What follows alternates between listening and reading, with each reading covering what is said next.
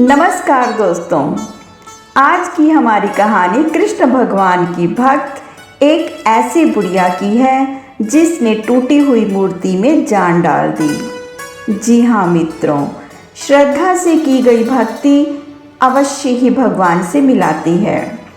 शुरू करते हैं आज की कहानी। एक नगर में एक लड़की रहती थी। उसका परिवार बहुत ही धार्मिक प्रवृत्ति का था। उनके घर में नित्य ही पूजा पाठ होते थे। इसी कारण बचपन से ही वह लड़की भी भक्ति में लीन रहती। वह कृष्ण भगवान की भक्तनी थी। माह में एक दिन वह वृंदावन कृष्ण भगवान के दर्शन करने जाती थी। ऐसे ही वह लड़की बड़ी हो गई। उसकी शादी हो गई और फिर उसके बच्चे भी, परंतु उसने कृष्ण भगवान की पूजा करना नहीं छोड़ा और नियमित रूप से हर माह वृंदावन जाती थी। ऐसे ही समय बीतता रहा। उसके बच्चों की भी शादी हो गई। अब वह खुद भी बूढ़ी हो चुकी थी। वृंदावन जाकर दर्शन करना अब उसके वश का नहीं रहा था। अतः वह वृंदावन से कृष्ण भगवान की एक मूर्ति ले आई। एक बार मूर्ति को नहलाकर साफ सुथरे कपड़े पहनाकर उसने अपनी बहू को मंदिर में रखने को कहा।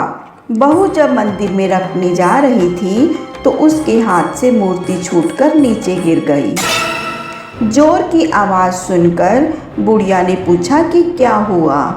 तब उसकी बहू ने कहा कि कृष्ण भगवान की मूर्ति नीचे गिर गई। बुढ़िया माँ ने शोर मचा दिया कि कोई डॉक्टर को बुलाओ, मेरे लड्डू गोपाल को चोट लग गई है। बुढ़िया की ये बातें सुनकर उसकी बहू व सभी लोग उसे पागल समझने लगे।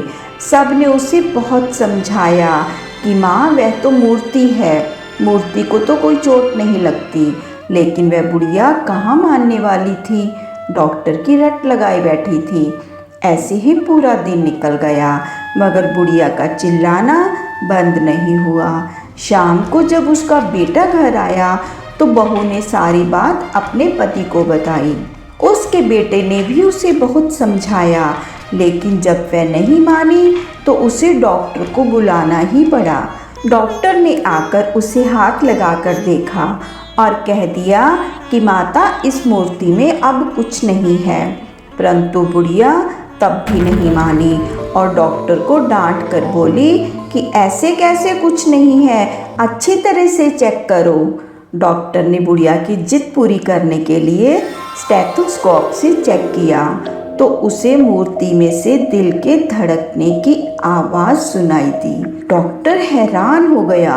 उसे खुद के कानों पर विश्वास नहीं हो रहा था। फिर उसने 3-4 बार ऐसे ही देखा तो हर बार उसे धक धक की आवाज़ सुनाई दी। डॉक्टर ने बुढ़िया के चरण पकड़ लिए और बोला कि माता आपके लड्डू गोपाल अब बिल्कुल ठीक हैं। जो लोग आपको पागल समझ रहे हैं वे खुद पागल हैं।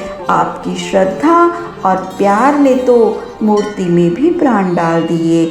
आप धन्य हो माँ। बोलिए कृष्ण भगवान की जय। तो मित्रों, ये थी आज की कहानी।